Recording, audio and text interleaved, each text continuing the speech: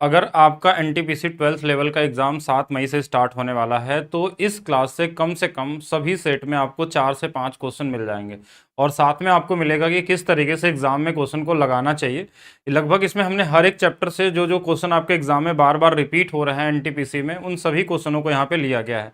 तो स्टार्ट करते हैं आज के पहले क्वेश्चन से। अगर आपको वीडियो अच्छी लगती है तो वीडियो को लाइक करेंगे और शेयर करेंगे। पहला क्वेश्चन जो है वो एज का क्वेश्चन है। इस बार आपके एग्जाम में लगभग 5-6 क्वेश्चन इस पैटर्न पे दिया गया था एनटीपीसी 2026 वाले में। तो क्वेश्चन में देखिए क्या दिया हुआ है आपके सामने, एक बार ध्यान से सभी लोग देखेंगे। कैसा है क्वेश्चन की वर्तमान में वनराज की आयु जो है उसके पुत्र की आयु की 3 गुनी है। यानी वनराज है, उसका पुत्र यानी उसका सन मान लेते हैं, इससे 3 गुनी आयु है इसकी इसके बेटे से, ये क्वेश्चन में कह रहा है। उसकी पत्नी की जो आयु है, उसकी पत्नी की जो आयु है उसके पुत्र से 3 वर्ष छोटी है, यानी इससे 3 वर्ष छोटी, एक यूनिट है तो इससे 3 वर्ष छोटा है, ये क्वेश्चन में कहना चाह रहा है। वैसे तो ये पॉसिबल नहीं है लेकिन क्वेश्चन में दिया तो उसको मान लेते हैं। फिर क्वेश्चन में क्या बोला, यदि 3 वर्ष पूर्व इन तीनों व्यक्तियों के आयु का योगफल 93 वर्ष है। 3 वर्ष पूर्व 93 वर्ष अगर तीनों का योगफल है तो अभी जो प्रेजेंट में होगा वो क्या होगा, सभी 3-3 साल बढ़ चुके होंगे, यानी कि 3-3-3 और 9 साल बढ़ गए होंगे। तो इन तीनों का मिला कितना हो जाएगा, तो बोलेंगे 102 हो गया। 102 कहां से आ गया हमारे पास, देखिए 3-9 जोड़ देंगे हमारे पास 93 में 7 और 2 9, यानी कि हमारे पास 102 हो जाएगा। यहां से यूनिट देखें तो 3 1 4 और 1 5, 5 यूनिट की जो वैल्यू है वो हमारे पास, ये 3 इसमें जुड़ जाएगा तो 105 हो जाएगा, क्योंकि ये यूनिट था, ये ईयर में दिया था। तो एक यूनिट की जो वैल्यू हमारे पास 5 से कट जाएगा, 21 आ जाएगा। अब क्वेश्चन में आपसे पूछा गया था वनराज की वर्तमान आयु, तो 3 यूनिट की वैल्यू 21 गुणे 3 हमारे पास कितना आ जाएगा, 63 आ जाएगा। सिर्फ इतना ही करना था, इसमें किसी भी तरीके का एक्स वाई जेड मानने की जरूरत नहीं है। बहुत ही कॉमन क्वेश्चन था और ऐसा एग्जाम में आपको मिलेगा। ठीक है, रिपीट होने के पूरे पूरे चांस है, ध्यान रखेंगे इस वाले क्वेश्चन को। चलिए दूसरा क्वेश्चन देखते हैं कि एक क्वेश्चन का पैटर्न ये भी आपके एग्जाम में दिया गया था। वर्तमान से 4 वर्ष पूर्व अमित, भरत और चित्रा की औसत आयु 36 वर्ष थी। वर्तमान से 4 साल पहले है, यानी 4 साल पहले 36 साल है, यानी अभी जो होगा औसत आयु वो 4 साल बाद की बात हो रही है, यानी प्रेजेंट में बात हो रही है, तो 40 साल होगा। कितने लोग हैं इसमें, 3 लोग हैं, तीनों लोगों का एज औसत आयु 40 है, तो तीनों का सम कितना होगा, 120 होगा। 120 किनका होगा, इन तीनों लोगों का मिला के 120 अभी प्रेजेंट में होगा। औसत आयु एज के साथ साथ बढ़ती है, जैसे अगर मान लीजिए 1 साल बढ़ गया तो औसत आयु भी 1 साल बढ़ जाएगा, 2 साल बढ़ गया तो औसत आयु, ये 4 वर्ष पहले 36 था तो अभी कितना होगा, 40 होगा, और 40 3 लोगों का यानी 120 हो जाएगा। फिर क्वेश्चन में बोला कि 6 वर्ष पहले पूर्व अमित और भरत की औसत आयु 3 वर्ष थी। देखिए 6 वर्ष पहले थी, यानी कि अभी 36 हो गई होगी, 30 था तो 36, और 2 लोग इसमें हैं, 2 लोग हैं यानी 2 से गुणा कर देंगे तो इनका एज आ जाएगा हमारे पास 36 दूना 72। इनके बीच का जो डिफरेंस होगा हमारे पास वो कितना हो जाएगा, देखिए 28 इधर 20 इधर, यानी 48 का। ये 48 किसका एज होगा, देखिए इसमें अमित और भरत है, अमित भरत काट देंगे तो हमारे पास चित्रा की आयु बन गई प्रेजेंट की। लेकिन क्वेश्चन में पूछा गया वर्तमान से 3 वर्ष पहले क्या आयु थी, तो इसमें 3 साल घटा देंगे, हमारे पास आंसर आ जाएगा 45। ये क्वेश्चन क्या है, मेंटली लगाने वाला, इसमें लिखने की कोई जरूरत नहीं थी, बस आप कॉमन तरीके से लगा। 40 का 3 गुना हमारे पास 120, 36 का 2 गुना 108, 48 है, 3 साल घटा दिया। 3 साल बाद बोलता तो 3 साल जोड़ लेते, 5 साल पहले बोलता तो 5 साल घटा देते, यही हमारे पास आंसर होता है। एक क्वेश्चन और देखेंगे, हाइट एंड डिस्टेंस का क्वेश्चन। ये क्वेश्चन इस बार लगभग आप कई सेट में देखने को मिल जाएगा आपको। इस हाइट एंड डिस्टेंस में आपको अगर बेसिक वाले जो क्वेश्चन पूछे आते हैं उसमें 3 एंगल के बारे में जानकारी अगर आपके पास है, 3 एंगल का मतलब एक हमारे पास आता है 30 डिग्री वाला, एक हमारे पास आता है 60 डिग्री वाला, और एक हमारे पास आता है 45 डिग्री वाला। बस इतने से ही लगभग आप 90% क्वेश्चन लगा सकते हैं जो आपके एग्जाम में इस बार पूछा गया था। बाकी इसके अलावा ये डबल डबल एंगल भी होते हैं।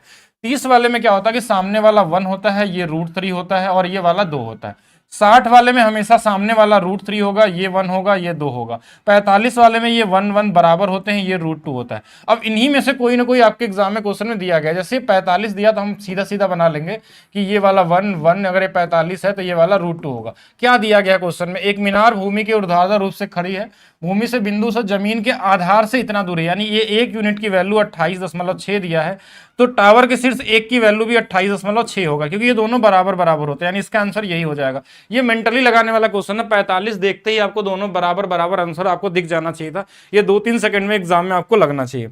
चलिए नेक्स्ट और देखिए, अगर 60 अंश का कोड आ गया हमारे पास, 60 का आ गया, तो हम क्या करेंगे, देखिए 60 वाले में हमको एक चीज पता है कि 60 के सामने वाला √3, नीचे वाला 1, ये वाला 2। अब क्या दिया है इन तीनों में वो ढूंढना होगा आपको। दीवार के सापेक्ष सीढ़ी उन्नयन कोण 60 है, तो सीढ़ी का निचला सिरा दीवार से इतना दूर है, यानी 1 यूनिट की वैल्यू हमारे पास 11.5 दिया, निचला सिरा ये वाला। सीढ़ी की लंबाई, सीढ़ी ये तो होगी नहीं, सीढ़ी कुछ इस तरीके से होगी, यानी 1 बराबर इतना, तो 2 बराबर 11 दूना 22 और 1 23 हो जाएगा, यानी 23 आपका आंसर होगा। ये भी 2-3 सेकंड के अंदर लगा सकते हैं एग्जाम में। फिर हम बात करते हैं, कभी कभी 30 डिग्री वाला भी देता है आपको। 30 डिग्री वाले में अगर हम देखें तो क्या इस बार दिया है 30 डिग्री में हमारे पास क्या होता है कि ये सामने वाला 1, ये वाला √3 और ये वाला 2 होता है। अब पतंग उड़ा रहा है एक लड़का, 24.4 मीटर लंबी डोर, डोर हमेशा ऐसे होगी, यानी 2 यूनिट की वैल्यू 24.4 दिया है।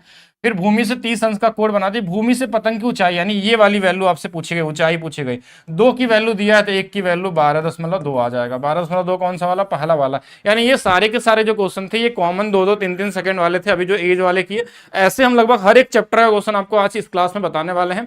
लेकिन इस क्लास को आगे बढ़ाने से पहले मैं बता दूं कि मेरा एक एप्लीकेशन है maths by DP sir official है, जिसमें अभी लास्ट के 2 दिन के लिए और ये कूपन कोड आपका काम कर रहा है अप्रैल 60, जिसपे 60% का ऑफ मिल रहा है।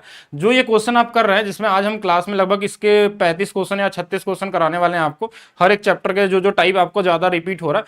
अगर आप पूरे एनटीपीसी के सभी क्वेश्चनों को करना चाहते हैं तो इस बैच के अंदर में आपको दे दिया गया है RRB NTPC, technician, group D, ALP, UPSI, मतलब सारे के सारे दिए गए। इस पे भी आपको 60% का ऑफ मिल जाएगा 222 रुपए पे, यानी लगभग 100 रुपए से कुछ कम प्राइस में ही आपको ये बैच मिल जाएगा। इसके अलावा जिनको बुक से पढ़ना है, बुक से अगर हर एक बुक का आप चाहते हैं, हर एक चैप्टर का एक टाइप वाइज आपको उनका बेसिक तरीका, साथ में उनका ट्रिक वाइज तरीका, चैप्टर वाइज उनके क्वेश्चन प्रैक्टिस, मतलब एक ऐसा बुक जिससे आप पढ़ के अपने स्पीड को 50% तेज कर सकते हैं अगर आपने बेसिक चीजें पढ़ ली है तो। ये बुक का लिंक भी आपको डिस्क्रिप्शन के अंदर में आपको यहाँ पे देखने को मिल जाएगा। चलिए स्टार्ट करते हैं, आगे वाले क्वेश्चनों की तरफ चलते हैं। कुछ क्वेश्चन देखिए, ये मेंसुरेशन का क्वेश्चन है। ऐसे क्वेश्चनों को एग्जाम में कैसे लगाना चाहिए, कभी भी मेंसुरेशन का क्वेश्चन आपको अभी इस बार मिलेगा अगर, और मिलना है, ये फिक्स है। तो सबसे पहले देखना है क्या यहाँ पाई का मान यूज करना है।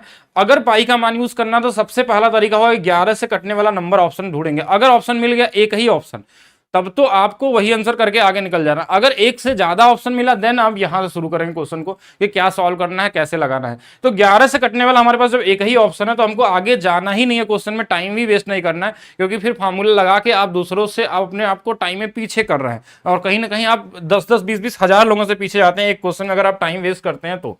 चलिए नेक्स्ट क्वेश्चन एक और देखिएगा, औसत का एक क्वेश्चन इस बार पूछा गया था, रिपीटेड टाइप का क्वेश्चन, यानी कई क्वेश्चन देखने को एग्जाम में मिले थे इस तरीके से कि ए बी 3 समूह है, ए में 32 लोग हैं, बी में हमारे पास 52 लोग हैं, सी में हमारे पास 73 लोग हैं। सभी समूहों का औसत दी गई थी धनराशि, एक का 266 है, एक का 470 है और एक का हमारे पास 168 है। अब इनमें सब में देखिए हम क्या करेंगे कि अगर हमको यूनिट डिजिट अलग अलग दिख रहा है तो हम यूनिट डिजिट लगाने की कोशिश करेंगे। जैसे क्वेश्चन में क्या हुआ कि इन सबका देखिए 2, 2, 4, 3, 7, लास्ट में 7 आएगा। इनका देखा जाए, इनकी औसत वैल्यू आपसे पूछी गई है, तो 6 दूना 12, यहाँ 2 यूनिट डिजिट आएगा, यहाँ पे 0 आएगा, यहाँ पे 8 गुणे 3 24, 4 आ जाएगा, 4 2 6, लास्ट में 6 आएगा। इधर हमको 7x यानी कि 7 से भाग देने पे 6 कब कब आ सकता है। तो 7 के टेबल में अगर हम पढ़ें तो 7 8 56, 7 दूना 14, 7 छंग 42, 7 एकम 7, ये यूनिट डिजिट इतने ही टेबल पढ़ना है आपको। तो 8वें बार में कट रहा है, यानी इसका मतलब ये वाला आंसर होगा। ऐसा नहीं कि पूरा मल्टीप्लाई करके या फिर JSM मेथड लगा के आप लगाएं और कई लोगों से पीछे हो जाए। तो हमेशा आपको स्पीड के बारे में ध्यान रखना है। ये सारी चीजें आपको क्लास में बताई गई हैं, हर एक क्वेश्चन में किस तरीके से लगा सकते हैं। एक बड़ा इंपॉर्टेंट क्वेश्चन जो आपको हमेशा से बताया जाता है, क्लास में बहुत सारी वीडियोस की डाली गई है, कि अगर CISI का डिफरेंस बेस पे क्वेश्चन आ जाए आपके एग्जाम में। डिफरेंस बेस का मतलब कि साधारण ब्याज वार्षिक रूप से चक्रवृद्धि ब्याज 2 वर्षों के लिए 4% समान दर से निवेश किया जाता है, अंत में ब्याज का जो अंतर है वो 52 पाएगा। यानी ऐसे केस में 2 तरीके से लगा सकते हैं। एक तो इसको फ्रैक्शन बदल लीजिए 1/25, इसी का स्क्वायर कर लीजिए 1/625, ये ऊपर वाला डिफरेंस होता है और नीचे वाला हमारे पास क्या होता है, नीचे वाला हमारे पास प्रिंसिपल होता है। यानी कि ये अगर 52 है तो इसमें भी सिर्फ 52 से गुणा कर देना है, आपका आंसर आ जाएगा। ये इतना ही करना है। अब इसको गुणा करने का तरीका क्या हो सकता है, वो आप 52 से गुणा करना है तो आप इसका 6.25% निकाल लीजिए 52 का। ये अगर जिनको नहीं आता उनके लिए बता रहा हूं कि 6.25% परसेंटेज निकाल लीजिए इस 52 का। इसकी वैल्यू 1/16 होती है, 52 से गुणा कर लेंगे 4 से 13 बार में, 4 से हमारे पास 4 बार में, यानी 13/4, 4 3 12, 1 बचेगा, 4 दूना 8 आ जाएगा। फिर हमारे पास 2 यानी 4 5 20 हो जाएगा। बाकी ये पॉइंट में आएगा, लेकिन हमको जो हमने यहाँ 2 अंकों पे पॉइंट लगाया था, परसेंटेज लगाया था, उसके वजह से यहाँ 0 बढ़ा देंगे तो वही सेम चीज आ सकता है। बाकी आप चाहें तो मल्टीप्लाई भी कर सकते हैं किसी भी तरीके से। दूसरा तरीका ये हो सकता रहा था कि अगर आप परसेंटेज में ही लगाना चाहते तो इस 4% का स्क्वायर कर देंगे 16%, इसको 2 अंकों पे दशमलव लगाते हैं, ये 52 की वैल्यू है, यहां से 100% की वैल्यू निकाल सकते हैं। ये इसका 6 पॉइंट यानी 625 गुना पे, तो ये भी 625 गुना पे होगा, वही सेम ही आंसर आने वाला है। इस तरीके से भी लगाया जा सकता है एग्जाम में, जैसा कैलकुलेशन आपके लिए ईजी रहे उस तरीके से जाने वाले हैं। 2 उम्मीदवारों के बीच हुए चुनाव में पंजीकृत मतदाताओं में 80% लोगों ने अपना वोट डाला। 80% का मतलब होता है 4/5, यानी 5 में से 4 लोगों ने वोट डाला, और 15% वोट अमान्य होगा, ये होता है 3/20, यानी कि 20 में से 3 वोट अमान्य है तो सही रहे होंगे, 7 वोट रहे होंगे। विजयी उम्मीदवार को वैध मतों का 75% प्राप्त हुआ और 289 वोटों के अंतर से चुनाव जीता। 75% पाया है, यानी 75% पाया तो हारने वाला 25 पाया होगा, जीता कितने से? 50% से, ये तो अंतर है, ये 1/2 होता है, यानी कि 2 में से 1 वोट का इसका अंतर है। अब चाहे तो यहां से आप चाहे तो नॉर्मली काट भी सकते हैं, अगर कुछ कट रहा 4/25, 5 × 5 25 दूना 50, ये 50 आ गया, और यहाँ पे 17 आ गया। 17 की जो वैल्यू हमारे पास है वो क्वेश्चन में बोला था अंतर 289 है, इस 17 गुना पे ही होता है, तो 17 में 17 × 5 85, और 17 × 5 85 का मतलब 850 टोटल हमारे पास क्या रहे होंगे? वोट रहे होंगे। यही आपसे पूछा गया था, ये कॉमन सा क्वेश्चन है। चलिए नेक्स्ट क्वेश्चन और देखते हैं हम लोग। एक ठोस शंकु के समतल पृष्ठ के समानांतर 2 बराबर आयतन वाले टुकड़ों में काटा जाता है। जब शंकु को हम 2 बराबर आयतन के टुकड़ों में काटते हैं, जैसे मान लीजिए ये भी आयतन 1 है, ये भी आयतन 1 है, तो इस केस में मान लीजिए इसका हमारे पास रेडियस r है, इसका रेडियस कैपिटल R है, तो r और कैपिटल R का जो अनुपात होता है, जो आयतन होता है, जैसे इस वाले का आयतन कितना 1, इस पूरे का आयतन कितना होगा? 2 होगा, और इसी का क्यूब रूट कर देते हैं, इसी का क्यूब रूट कर देते हैं, तो ये हमारे पास क्या आता है? इन दोनों के रेडियस का अनुपात। अब अच्छा क्वेश्चन में हमको ये चीज पता चल गई कि r और कैपिटल R का जो अनुपात है वो 1/√2 है, लेकिन और क्वेश्चन में डेटा क्या दिया वो देखिए। क्वेश्चन में छोटे शंकु की जो ऊंचाई है छिन्नक के बड़े समतल क्षेत्रफल के व्यास के बराबर है। बोला इसकी जो ऊंचाई है h, इस ये वाला 2r के बराबर है, यानी जो h है वो हमारे पास 2r के बराबर है, यानी अगर r की वैल्यू यहां से निकालें तो h/2 हो सकती है। तो क्वेश्चन में बोला छोटे शंकु की त्रिज्या उसकी ऊंचाई कितनी गुनी है। अगर छोटे शंकु की त्रिज्या पूछेगी तो r का इधर गुणा होगा, r गुणे में 1/√2 हो जाएगा। r की वैल्यू कितनी है? h/2, यहां पे रख देंगे तो हमारे पास h/2 क्यूब रूट 2 हो जाएगा, यानी कि इस h का ये कितना गुना? 1/2 क्यूब रूट 2 हो जाएगा। कौन सा वाला हो जाएगा? 1/, ये तो 2 नहीं है इसमें, ये वाला आंसर हो जाएगा, डी वाला आपका क्या होगा? राइट आंसर हो जाएगा। ठीक है, तो यहाँ √2 भी है और यहाँ क्यूब रूट 2 है, यहाँ 2 है और 1/, में है, यानी कि डी वाला आपका राइट होगा। तो ये अच्छा क्वेश्चन था, इसको ध्यान रखेंगे। नेक्स्ट और क्वेश्चन देखिएगा, क्वेश्चन रेशियो क्वेश्चन। कैसा क्वेश्चन था? एक विद्यालय में प्रशिक्षित और प्रशिक्षित शिक्षकों का अनुपात दिया है 5 और 3 का, ठीक है, नियुक्त किया जाता है, और इनका जो है शिक्षकों का वेतन है 4 और इसका है 1। इसका मतलब क्या समझते हैं कि अगर ये 5 लोग थे, 4 रुपए वेतन मिलता है, यानी 20 रुपए मिलता होगा। ये 3 लोग हैं, 1 रुपए वेतन मिलता है, तो इनको 3 × 1 3 मिलता होगा, दोनों को मिला के 23 रुपए वेतन मिलता होगा। लेकिन कुल वेतन जो था कुछ इतना था, 23 की वैल्यू 46 दिया था, इसके आगे 0.4 था, बाद में लगा लेंगे, ये 2 गुना पे है। अप्रशिक्षित शिक्षकों को कुल वेतन, यानी इसका भी 3 गुना कर लेना आपको, इन्हीं का पूछा गया है ना हमारे पास। अप्रशिक्षित शिक्षकों को भुगतान है कुल वेतन इतना, अप्रशिक्षित शिक्षकों को कुल वेतन कितना भुगतान किया गया। हाँ तो ठीक है, यहाँ से ठीक है, तो ये 2 गुना पे, इसमें भी 2 गुना कर लेंगे 6, बाकी 4 जीरो यहाँ भी लगा लेंगे, इधर जो 4 जीरो था, तो हमारे पास आंसर कितना हो जाएगा? 60,000 आपका राइट आंसर होगा। तो ये भी कॉमन क्वेश्चन था, एग्जाम में पूछे जा रहे हैं, ये बड़ा इंपॉर्टेंट क्वेश्चन है, वेरी वेरी इंपॉर्टेंट। ध्यान रखेंगे ऐसे क्वेश्चनों को, ये एग्जाम में आपको रिपीट होने का चांस है। एलसीएम एचसीएफ में कुछ अलग अलग तरीके से क्वेश्चन दिया गया था। क्वेश्चन में क्या था हमारे पास? पी क्यू आर 3 धन पूर्णांक है और पी क्यू का महत्तम समापवर्तक, यानी पी और क्यू का जो महत्तम समापवर्तक हमारे पास है वो 15 दिया था। फिर क्यू और आर का जो महत्तम समापवर्तक 10 दिया था, आर और पी का जो महत्तम समापवर्तक वो 5 दिया गया था। अब ऐसे केस में हमको पी क्यू का मान निकालना होता है, पी क्यू और आर का मान आपसे पूछा जाता है एग्जाम में, क्योंकि इनका गुणनफल बोला गया है, साथ में इनका न्यूनतम वैल्यू आपको निकालना होता है। अगर न्यूनतम वैल्यू निकालनी, अगर ये एचसीएफ दिया तो इनका आप एलसीएम निकाल लीजिए। देखिए एलसीएम क्या होगा? 15 और 10 का जो एलसीएम होगा 30 हो जाएगा। बोलेंगे 30 कैसे? देखिए इससे भी कट रहा है, इससे भी कट रहा है, यानी इसमें दोनों में कॉमन क्या है? तो बोलेंगे क्यू कॉमन, यानी क्यू की वैल्यू 30 आ गई। अच्छा, फिर इन दोनों में अगर देखें इनका एलसीएम निकालेंगे, 10 और 5 में एलसीएम 10 ही आने वाला है, इसमें कॉमन क्या है? आर, तो आर की वैल्यू 10 आ गई। ऐसे हम इनका एलसीएम निकालने 15 और 5 का, तो इसका 15 ही रहेगा, और इसमें पी कॉमन था, यानी इसकी वैल्यू 15 आ गई। बस इन तीनों गुणा कर लेना, 15 × 45 और एक जीरो और लग गया 45, तो आपका क्या होगा यहाँ पे राइट आंसर होगा, अगर मिनिमम वैल्यू की बात करें तो। बाकी अगर बोलेंगे क्या इसका मान यही फिक्स होगा, तो ऐसा कुछ नहीं है, इसके बहुत सारे मान पॉसिबल हो सकते हैं जहां पे इनके एचसीएफ ये आ सकते हैं, लेकिन हम मिनिमम वैल्यू की बात करते हैं तो इनका एलसीएम लेकर निकाल सकते हैं, और क्वेश्चन में मिनिमम ही पूछा जाएगा, क्योंकि इसके मान निकालने जाएंगे तो बहुत सारे मान हो सकते हैं एग्जाम में, और अच्छा क्वेश्चन है, मैक्सिमम लोग नहीं लगा पाते एग्जाम में, ध्यान रखिएगा ऐसे क्वेश्चन होगा। एक और क्वेश्चन देखिएगा, थोड़ा सा अपडेटेड टाइप का क्वेश्चन आपको एग्जाम पूछा गया, लेकिन बहुत मुश्किल नहीं था, कॉमन क्वेश्चन था टाइम एंड वर्क से। ए बी और सी मिलकर एक निश्चित कार्य को, ए बी और सी मिलकर किसी निश्चित कार्य को 36 दिनों में पूरा करते हैं, बी और सी उसी कार्य को 48 दिनों में पूरा करते हैं। इन दोनों का एलसीएम अगर ले लें हम लोग, इन दोनों का एलसीएम ले लेते हैं तो 36 48 में 144 ले लेते हैं, 48 यानी कि 4 8 गुणे 3 24, 3 बार में, 36 से 4 बार में। अब इससे पता चल गया कि बी और सी की जो क्षमता है वो 3 अगर है तो ए की क्षमता कितनी है, 1 है, ऐसा हमको पता चल सकता है। ठीक है, ये हम बता सकते हैं कि हाँ ये इसकी क्षमता 3 होगा, इसकी 1 होगी, ये डेटा निकल गया। लेकिन एक और डेटा दिया था, बी की दक्षता ए से 75% अधिक है, यानी जो बी है ए से 75% अधिक है। 75% को हम 3/4 लिखते हैं, यानी अगर ये 4 होगा तो ये 7 होगा इफिशियंसी में, तो टाइम का अनुपात इनका 4 और 7 का होने वाला है। अच्छा, एक चीज और समझेगा, इस क्वेश्चन में आपसे पूछा क्या गया है, क्वेश्चन में पूछा गया है कि एबीसी मिलकर 15 दिनों तक कार्य करते हैं, एबीसी यानी ये 15 दिनों तक कार्य करेंगे, 15 दिनों में तो 15 चौके 60 कार्य कर लेंगे। शेष कितना कार्य बचा, तो बोलिए शेष कार्य जो होगा, शेष कार्य जो हमारे पास है, एबीसी 15 दिनों में कार्य करते हैं, तो बी अकेले कितने दिनों में, शेष कार्य बोला गया था, शेष कार्य बी अकेले दिनों में कितने करेंगे। तो पहले अगर ये शेष कार्य की बात करें तो इसमें 60 घटा लेंगे तो हमारे पास 44 घट गया, और 16 घटा देंगे हमारे पास 84 आ जाएगा। ये 84 कार्य करना है, इस 84 कार्य को बी कितने दिनों में करेगा, यही पूछा गया है क्वेश्चन में कि इसको बी कितने दिनों में करेगा, लेकिन हमको बी की क्षमता यहां कहीं दिख नहीं रही है, और इनसे कंपेयर करने जाएंगे तो टाइम ज्यादा लगेगा, तो हमको ए की क्षमता बताना, ए का काम करवा लेते हैं। अगर मान लीजिए ए को करना होता इस 84 काम को, तो हमें ए से भाग देते, एक की क्षमता से इसका 84 दिन आता।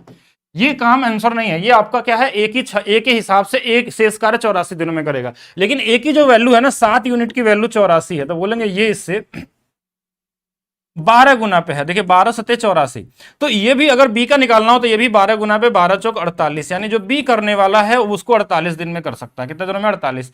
अब यहां पे अगर हम चाहें तो एफिशिएंसी को बराबर करके निकालने की कोशिश करेंगे, आ जाएगा, लेकिन टाइम वेस्ट करने से बढ़िया कि ए की वैल्यू निकाली, और हमको इन दोनों का जो अनुपात दिया टाइम का, तो उसके हिसाब से हम निकाल सकते हैं शेष कार्य करने में कितना समय लगने वाला। अच्छा क्वेश्चन है, चलिए नेक्स्ट क्वेश्चन देखेंगे।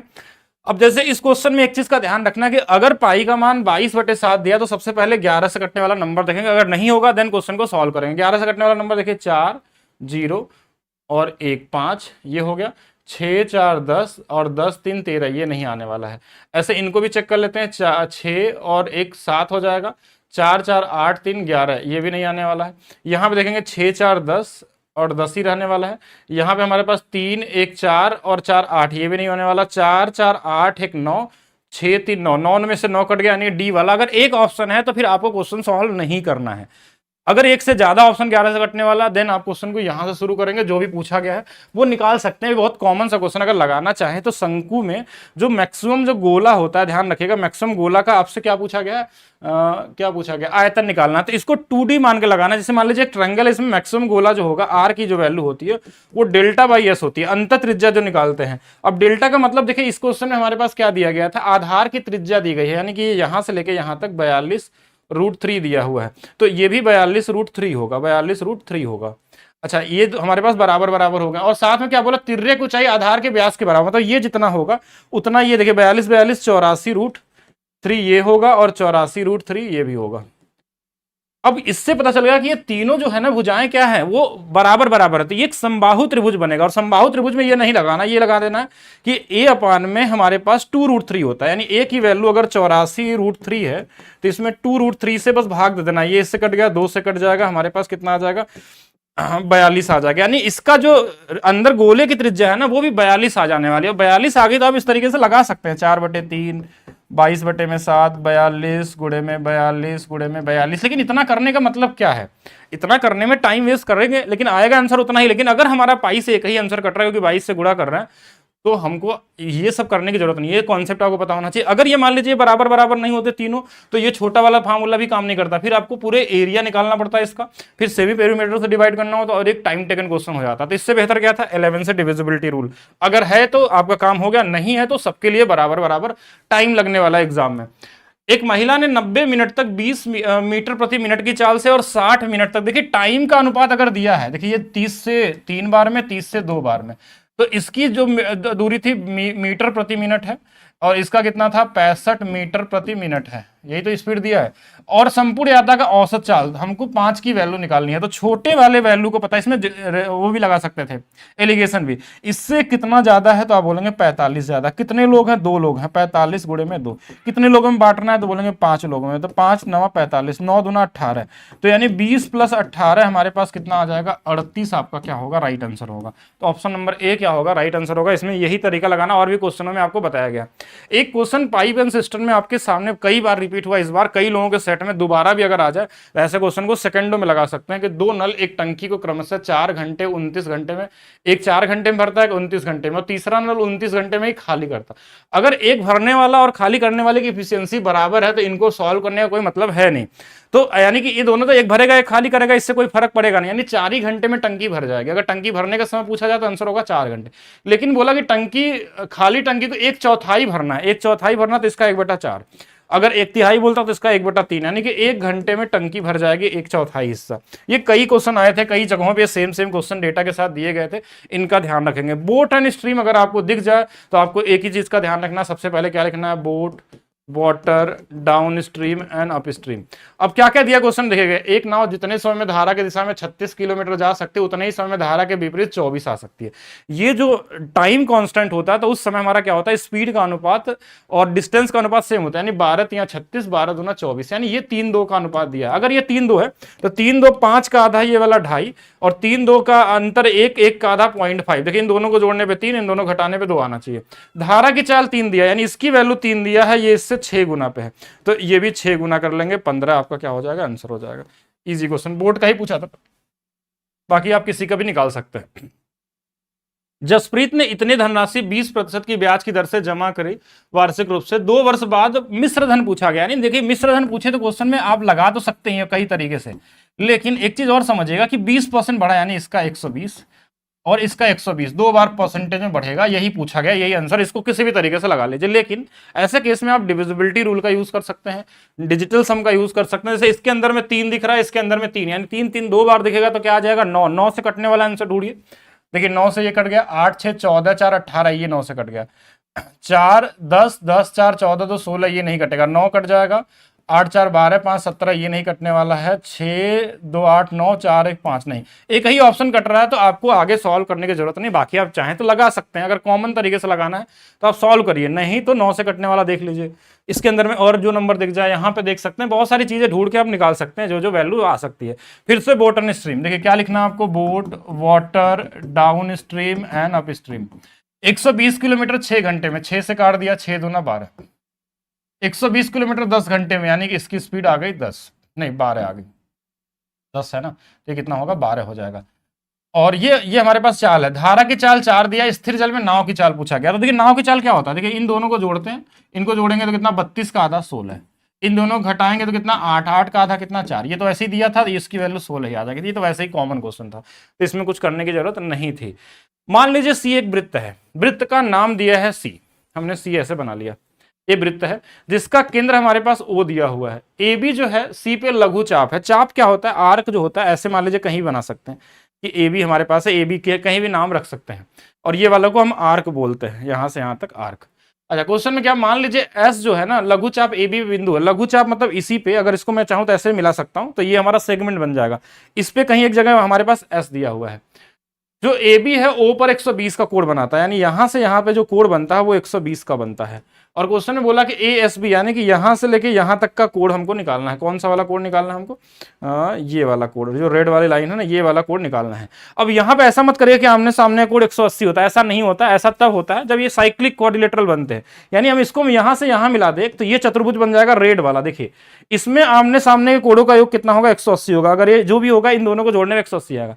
एक प्रॉपर्टी और होती है, अगर सेंटर में बड़ा कोण जो है अगर 120 है, 120 है, तो ये वाला इसका आधा होता है, यानी ये 60 होता, अगर ये 60 है ना तो इन दोनों का सम 120 180 होना चाहिए, अगर ये 60 तो ये वाला 120 होगा, यानी 120 और 60 मिलकर 180 है, क्योंकि एक साइक्लिक क्वाड्रिलेटरल बनता है जिसके चारों शीर्ष सरकमफ्रेंस पे होने चाहिए, तभी वो हमारा चक्रीय चतुर्भुज कहलाता है, तभी आमने सामने के कोण बराबर नहीं 180 होते दोनों का योग। तो आंसर कितना हो जाएगा 120 आपका राइट आंसर होगा।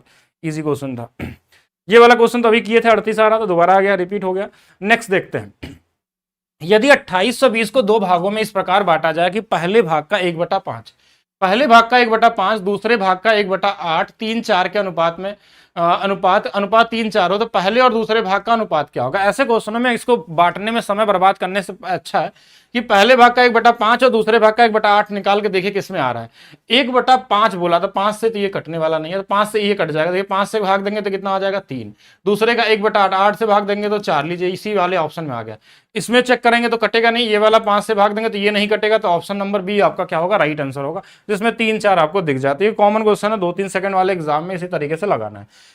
और टाइम एंड डिस्टेंस में हमने बताया था आपको हमेशा इस टाइम का अनुपात निकालना औसत चाल में। देखिए ये 48 किलोमीटर 12 की स्पीड से, 12 चौक 48, 4 घंटे का समय, 52 किलोमीटर 13 की स्पीड से, 4 घंटे इसका समय, और ये 120 किलोमीटर 15 के से, 15 8 120, ये अनुपात आ गया 4 1 1 और 2 का अनुपात है, सब मिला के 4 हो जाएंगे।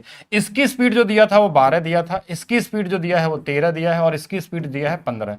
ठीक है, अब हमको चाहिए इसका आंसर कितना होगा, तो हमने क्या बोला छोटे वाले वैल्यू को ले लीजिए 12, हमने देखा इससे ये 1 ज्यादा है, कितने लोग हैं 1 लोग हैं, ये कितना ज्यादा है 3 ज्यादा है, 3 दूना 6 लोग हैं। ठीक है, तो ये +6, अब इन सबको बांट देना है किसने में, 4 लोगों में, तो ये 12 तो हमारे पास है ही, और इसमें भाग दे देंगे तो ये 1.5 और आ जाएगा 1.5। तो हमारे पास देखिए कहीं गलत कर दिया क्या हमने, एक बार वेट करते हैं हम लोग। यहाँ पे 12 लिया था हमने, 1 ज्यादा था 1 ही आएगा प्लस, ठीक है, और ये 3 ज्यादा था, 12 से 3 दूना 6, 6 और 1 7 होगा यहाँ पे ना, इसलिए हमने गुणा का साइन लगा गड़बड़ कर दिया, ये 7/4 होगा।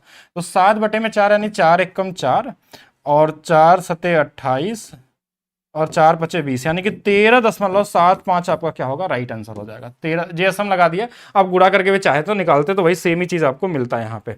नेक्स्ट क्वेश्चन देखिएगा, ए और बी के वेतन का अनुपात 4 और 5 दिया है, 4 और 5 वेतन का अनुपात दिया है, ए को 20% की वृद्धि हो गई तो इसमें 120 से गुणा कर लीजिए। फिर क्वेश्चन में क्या बोला, बी के वेतन में 10% की कमी हो गई, 10% की कमी, तो आप इसमें 90 से गुणा कर लीजिए। अब कुछ कट जाए तो काट लीजिए, जैसे 30 से 3 बार में, 30 से 4 बार में, कुछ कट रहा नहीं तो गुणा कर लीजिए बाकी, देखिए ये 16 आ जाएगा, ये 15 आ जाएगा, तो यही आंसर होगा। ये कॉमन क्वेश्चन, इधर से कुछ कटता तो भी काट सकते थे, तिरक में भी काट सकते हैं। नेक्स्ट देखिए, 16 विद्यार्थियों के अंकों का औसत 56 है, प्रत्येक विद्यार्थी के अंक को 2 गुना कर दिया जाए तो नया औसत।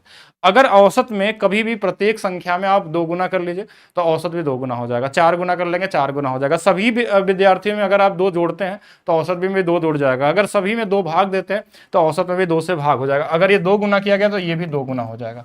तो 112 आपका क्या होगा राइट आंसर होगा यहाँ पे। नेक्स्ट देखिएगा, एक कॉमन क्वेश्चन इस तरीके से मिल जाता है कि कैसे लगाना है ऐसे क्वेश्चनों में, तो इसमें ध्यान रखना आपको क्या कि आप इसमें चाहे तो लगा सकते हैं बेसिक तरीके से, लेकिन आप इलिमिनेट करना सीखिए। जैसे डी की वैल्यू हमसे हमारे पास क्या है 5 है, तो 5 से ये कटता ये कटता ये कटता, ठीक है। फिर हमारे पास किसका नंबर आता है सी का, तो हमने बोला सी की वैल्यू जो हमारे पास है वो हमारे पास सी कहाँ गया, यहाँ पे सी की वैल्यू 9 है, तो 9 से ये कट जाएगा, ये नहीं कटेगा, ये नहीं कटेगा और ये भी नहीं कटेगा, तो यही वाला आंसर हो गया। तो अब बस इलिमिनेट करना सीखे, आसानी से आंसर निकाल सकते हैं, ज्यादा जो आगे जाने की जरूरत नहीं है। ट्रिग्नोमेट्री में कुछ कॉमन क्वेश्चन आए थे, बहुत बेसिक वाले क्वेश्चन थे, ये दिया था बोला इनके बीच में संबंध, जैसे ही साइन कॉस कहीं दिख जाए तो आपके दिमाग में आना चाहिए आइडेंटिटी लगाइए, sine square theta plus cos square theta की वैल्यू 1 होता है, यानी इन दोनों को स्क्वायर करके जोड़ लेना है, X square plus Y square. इधर में देखिए ए स्क्वायर दोनों में कॉमन है, तो साइन स्क्वायर थीटा और प्लस कॉस स्क्वायर थीटा, इसकी वैल्यू 1 हो जाएगी, इसको कोई मतलब है नहीं, तो सिर्फ यही वाला आंसर बच जाएगा। ऑप्शन नंबर बी आपका क्या होगा यहाँ पे राइट आंसर होने वाला है। नेक्स्ट क्वेश्चन देखिएगा, त्रिभुज एबीसी एक समकोण त्रिभुज है, समकोण त्रिभुज में हमारे पास बी की वैल्यू 90 डिग्री दिया हुआ है, A B C, A B बराबर 12 दिया है, ए सी बराबर हमारे पास 13 दिया, तो ये 5 हो जाएगा। tan ए माइनस tan सी, देखिए कंप्लीमेंट्री एंगल आपने ट्रिग्नोमेट्री में पढ़ा होगा कि अगर ये 90 हो गया ना तो ये दोनों कोण कंप्लीमेंट्री हो जाएंगे, क्योंकि ट्रायंगल के तीनों कोणों का योग 180 होता है, तो ये दोनों बचे हुए का योग कितना होगा 90 डिग्री होता है। जब दो कोणों का योग 90 डिग्री होता है, जैसे ए प्लस सी यहाँ पे क्या है 90 डिग्री है, तो हमको पता है कि tan ए माइनस में कॉट अगर सी कर दे तो ये 0 आएगा, अगर हम यहाँ पे कर लें साइन ए माइनस में कॉस सी कर ले तो भी 0 आएगा, सेक ए माइनस कोसेक सी कर ले तो भी जीरो आएगा। ये तीनों जीरो होते हैं अगर हमारे पास इन दोनों कोडों, जो इनका कोड है ये 90 रहे तो सीधा सीधा जीरो कर सकते हैं, या आप चाहे तो इनकी वैल्यू निकाल सकते हैं यहाँ से 12/5, तो भी आंसर सेम ही आने वाला और कट के जीरो ही मिलने वाला, तो कोई फायदा उससे है नहीं लगाने का। 11 लोगों का औसत दिया हमारे पास 61 दिया हुआ है, पहले 6 लोगों का औसत 64 दिया गया है, अंतिम 6 लोगों का औसत हमारे पास कितना दिया है, 61 दिया हुआ है। और हमको बोला गया जो छठा परिणाम, देखिए इसमें 6 6 12 लोग हैं, इसमें 11 लोग हैं, यानी कि इन दोनों को गुणा करके जोड़ के अगर इसको घटा दें तो हमारा आंसर आ जाएगा। तो क्यों घटाएं हम, अगर यूनिट डिजिट अलग अलग दिया है तो यूनिट डिजिट लगाए, 6 चौके 24 4 आएगा, यहाँ पे 6 आएगा, इधर में 1 आएगा, 6 4 10, 10 में से 1 घट जाएगा तो 9 वाला आंसर आ जाएगा, यही आंसर होगा। पूरा मल्टीप्लाई करने की जरूरत नहीं एग्जाम में। देखिए एक और क्वेश्चन देखिएगा, कभी भी अगर आपको ये क्वेश्चन बहुत बार बताया गया आपको कि अगर हमारे पास कुछ ऐसी वैल्यू दे जो इन दोनों के स्क्वायर का डिफरेंस अगर 1 आए, 7 का स्क्वायर 49, इसका स्क्वायर 48, दोनों का अंतर रहेगा, तो यहां से a + 1/a की जो वैल्यू होती है, जो बड़ा वाली वैल्यू उसका 2 गुना होता है, और हमको क्यूब निकालना है। हमको क्या निकालना है, क्यूब निकालना है। तो क्यूब कैसे निकलता है, 14 का क्यूब माइनस में 3 इंटू में 14।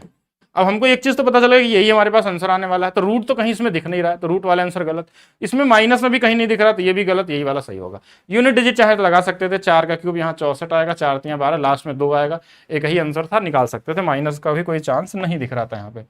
13 संख्याओं का औसत 8 है, प्रत्येक में 7 से गुणा किया जाए, अगर सभी में 7 से गुणा करेंगे तो औसत में भी 7 से गुणा हो जाएगा, 7 8 56, क्या आंसर हो जाएगा, बी वाला आपका क्या होगा, राइट आंसर हो जाएगा। कितने वर्ष में 9,000 पे 4% चक्रवृद्धि वार्षिक ब्याज दर पे, 720 साधारण ब्याज, चक्रवृद्धि नहीं है। तो देखिए 4% की मैं अगर बात करूं तो इसका 2 अंकों पे दशमलव लगा लीजिए, 1%, 90, तो 90 1%, 4 क्या होगा, 9 चौके 36, 360 उसका 1 साल में, 720 करना है इसका 2 गुना, यानी 2 साल लगेगा। तो कॉमन क्वेश्चन था, ये कुछ था नहीं इसमें। एक्स वाई के व्युत्क्रमानुपाती, व्युत्क्रमानुपाती का मतलब होता है गुणा, और जहां पे हमारे पास देखिए इसमें कोई तरीके का इक्वेशन बनाने की जरूरत नहीं है, कभी भी व्युत्क्रमानुपाती देगा इसका मतलब आपस में एक्स वाई का गुणा करना है।